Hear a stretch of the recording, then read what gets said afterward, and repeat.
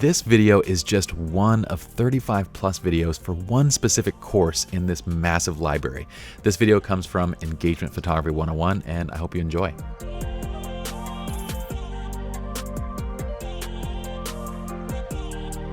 What's up, my friends? My name is Pi and welcome to SLR Lounge. In this tutorial, we're going to be creating this final image and we're going to walk through it step by step. Now, here's the deal.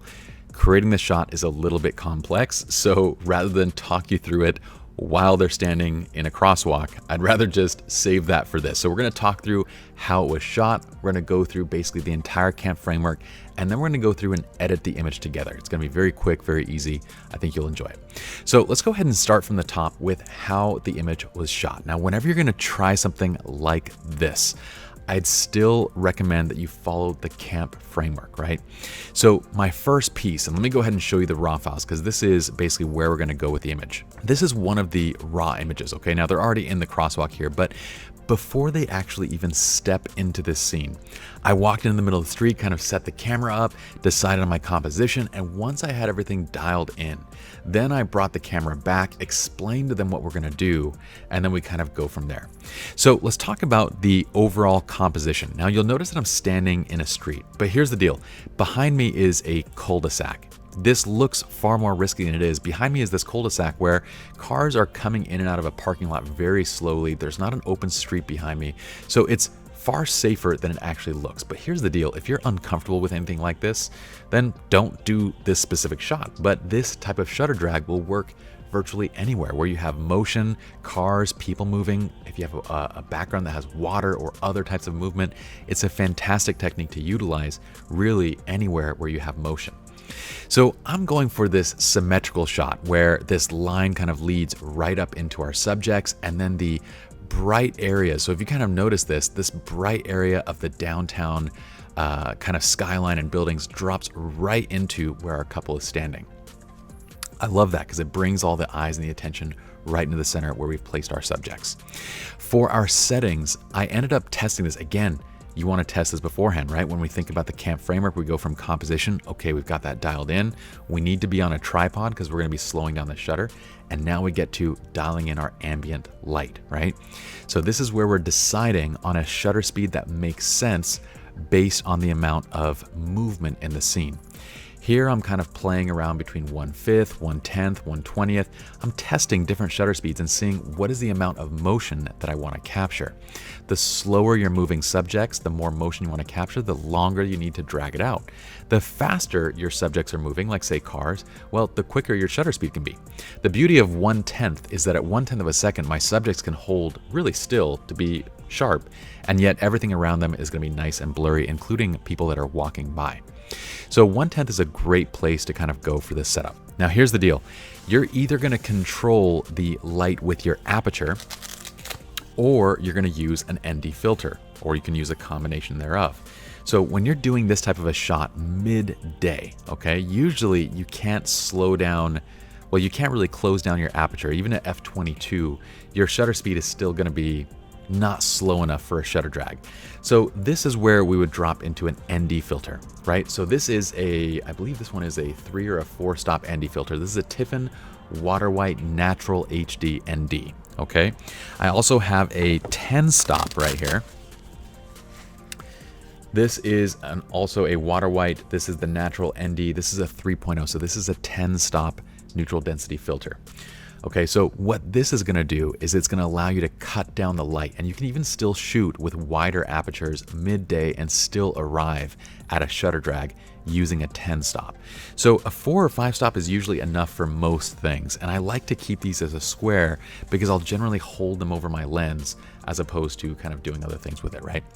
But here you're going to notice that I'm actually shooting on the Sigma 105, and the 105, the actual diameter of that lens is so wide, even a square doesn't fit over it.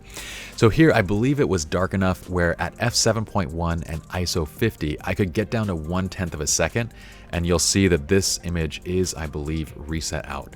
So this is the baseline exposure at 1/10 of a second. So I didn't need an ND. But if you find that your scene is too bright, then you might need that ND filter.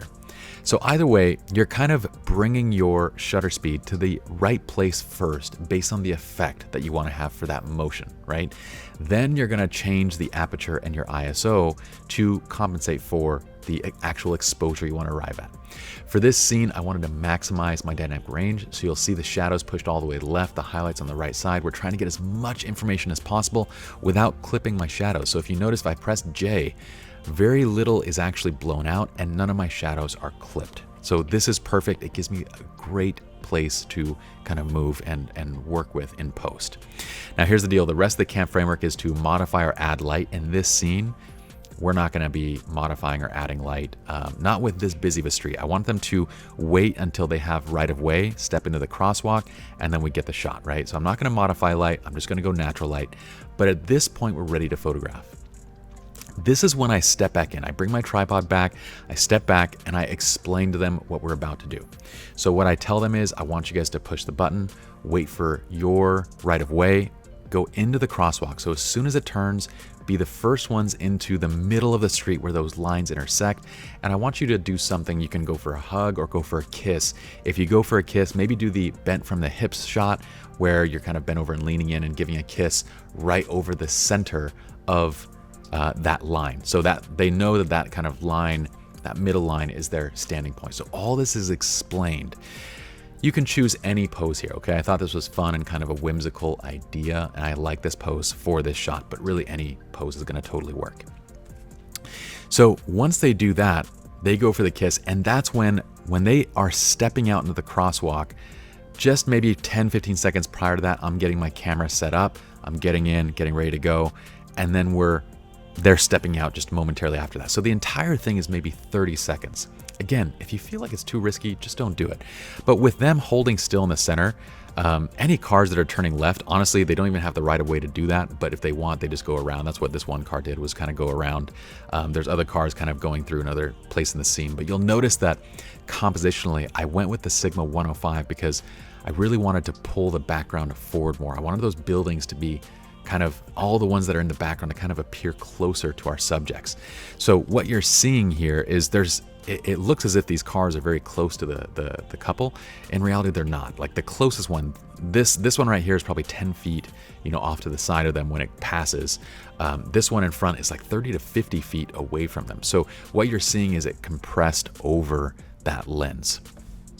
Once they've got it, so as soon as I fire off a couple of shots, they're good. They're going to finish crossing. It's still their right of way. I'm not going to have them stand there when the light goes green. So again, we're doing all of this while the crosswalk it's their right of way to be in the street.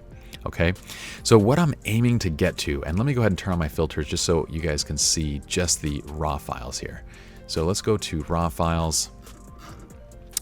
Okay. And I'm going to reset this one out. So what we're aiming to get, you'll see that I've popped off a couple different shots. I'll usually do this because I want to capture them tack sharp in one image. And I also want to see, as things move through the frame, I want to get kind of the perfect balance of stuff. And because I'm on a tripod, I have the ability to plate the image, which I'm going to show you guys how we do in just a moment.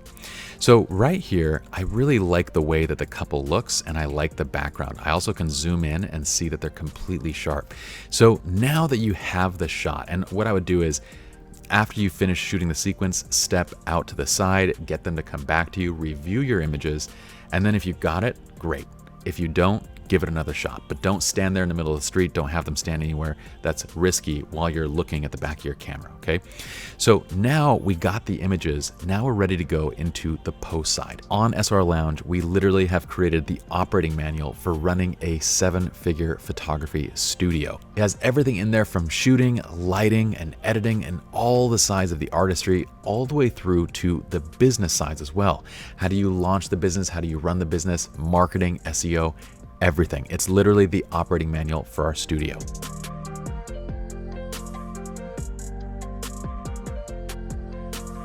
So here's what I would do. I would pick an image that has the motion that I want, along with the images that have kind of the expression that I want, right? So this is kind of a good candidate where they're kissing. The only thing here is that it's a little bit soft. So there's a little bit of movement. We can even see it in her dress, right? This one's a little bit better. We have good motion behind them in the cars. This one looks like a copy, so I'm just going to remove the virtual copy. Okay, so this is a good option. This one, they're covered up. So this one's obviously not going to work, right? But what I do like is there's a nice piece of motion going on over here. I like the walking pedestrian there. But I like this portion of this frame. So easy. This is what we're going to do. And the other thing is, I don't like it when, there's pedestrians in the shot and they're almost frozen as well, because I feel like we're really trying to use motion to draw attention to our subjects, right? So what I want to do is use that motion to draw that attention. And so I don't like things being frozen that I don't want the viewer to focus on. So I'll show you how to take care of that too in post, but let's go ahead and do this. The first thing is to process the image. So we're moving into the processing side. I want to process the image. You can use any look, any effect that you want with this technique, okay? If I were to look at this image and see what am I going to do, well, I would probably brighten the exposure. I'm going to get a white balance read off of something somewhat neutral, and then I'm going to kind of bring contrast up, clarity. I'm going to add a bit of pop and oomph to the image, right? So what I think I want to do as far as the look for this is I'm going to go to the visual flow system, and we're going to go to the Crush pack. The Crush is a new pack that has a very vibrant and poppy kind of look to it. And this is a high dynamic range scene, right? So I'm going to choose the lighting condition that fits for this. Now, if you don't have the presets, that's totally fine. I'm going to show you the exact settings, but what we're going to do is adjust the exposure up a bit. Okay, now I'm going to find my white balance, and I'm going to go ahead and just zoom in to the skin tones and make sure I like my skin tones. So I might cool it just a little bit more. So it's kind of right about here, maybe a tiny bit more on the green side. Okay, so that looks really, really nice. Now I'm going to go ahead and add one more thing. So in our tools, I'm going to close down the navigator. In our tools, we actually have these dodge and burn filters. Very quick and easy to add. You just select it, press Shift M, and now I have a burn filter that's movable wherever I want without having to go to the menu and click all that.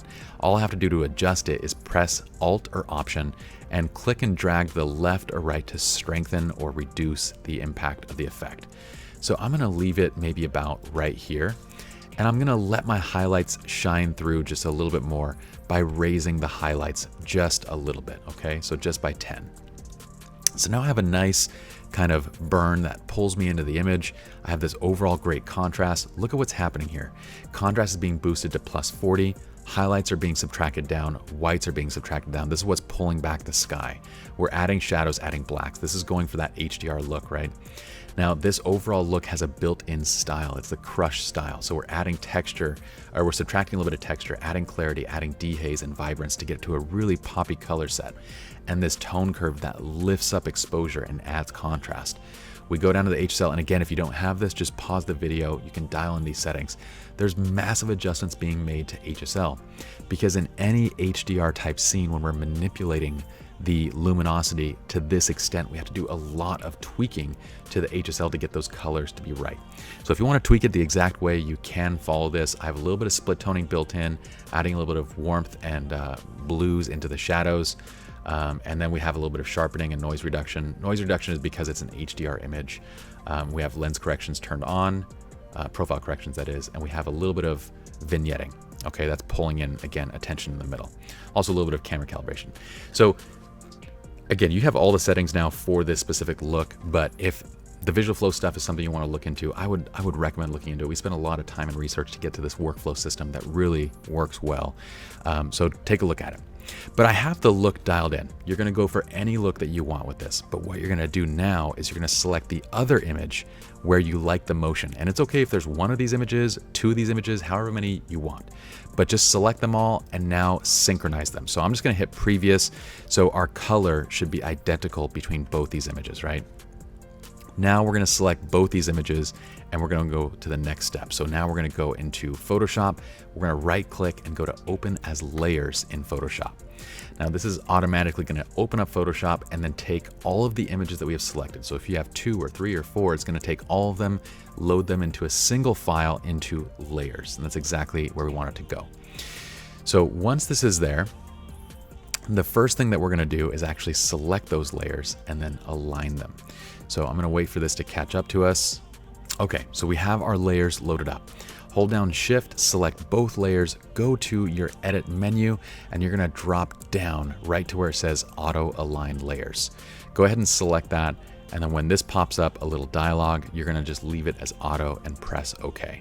All right, we're gonna select auto and we're gonna let it do its little magic here. Okay, so what that does now, once it's done aligning, essentially what it did was it moved one image just a few pixels to make sure that it was perfectly lined up with the other image. This saves us a bit of work, and when you're doing this technique, these types of small things, using a tripod as well as using auto align, really saves the broad amount of the work that you need in terms of like trying to do this when you're hand holding. If you can do it handheld, but you're going to spend 15-20 minutes fixing the mistake and the kind of misalignment in post. So watch how easy this is now. I just want my subjects to appear right where that car is. So all I'm going to do is add a mask, press B. I'm going to press D to set my brushes back to default colors, black and white. Press X to flip it to black if you have white selected. And then all I have to do to reveal my couple is just click, right? Now, here's the deal. I'm going to undo this. I'm going to press Control Z, because what I usually recommend is take the layer that is closest to where you want to go and put that layer on top. So here, I'm going to take the bottom layer and put it on top, because most everything about this layer I love, except I want to add a little bit of motion to this side, right? So instead of trying to kind of mask everything else, I'm going to choose the smaller job here. Okay, so let me go here and I'm going to go ahead and add that mask. And now this go around, instead of trying to paint them in, all I'm doing now is just choosing where I want this kind of car and the pedestrian to kind of be, right? So I'm just going to erase this a little bit. And maybe what I'll do is I'll leave the car where it was. So I'll leave this car like right here. Yeah. And then I'll kind of use a smaller brush. I'm just using the brackets to kind of shrink down the brush and kind of just painting in right along this edge. And the beauty is motion kind of conceals this stuff anyway, right? So the fact that it's not quite perfect, well, it kind of plays into the look a little bit. So you can't really tell that these are two different frames. And we literally did that in like 10-15 seconds. It's so easy to do. I would Alt or Option click this mask just to make sure that you don't have any holes in the mask. But at this point, it's very close to done. Now, here I'm going to do one last finishing step, right? So let's go ahead and press Alt Control E or Option Command E to merge everything to a new layer. In fact, what I might do is create 2 new layers, or you know what, let's just do 1 new layer. That's totally fine. Well, no, let's do 2 new layers. I'm going to press Control J or Command J to jump it to a new layer again. So this go around, these cars right here, what if these were in motion a little bit, right? If these were in motion, they'd be a little bit blurry too, and maybe I want to add that to the effect. So all I'm going to do now is with this new layer selected, I'm going to go up to the filter menu and I'm going to go to blur, and we're going to add motion blur. Now here's the deal. I have to kind of select the objects that I want to create this motion blur with. And what I'm going to do is turn the angle of this to kind of be blurring in the direction of where the movement would be going. So it'd be kind of coming towards the camera, right? So I'm going to kind of change the angle a little bit so it's kind of moving towards the camera. And I'm going to increase the distance until it looks just about right, okay? So I can go to, let's say 100. If it's too much, again, compare with the stuff around it. So at like 60, it looks about right there. So I'm going to press OK. We're going to do the exact same thing that we did a minute ago. This go around, I'm going to hold down Alt or Option when I add a mask to this blur layer. Okay, what that's going to do is add an inverted mask that blocks everything else out. Now I select my brush again, press B, press X to flip your colors back to white this time. And remember, white reveals, black conceals, right? So all I'm going to do is over these 2 cars, I'm just going to paint in that motion right there.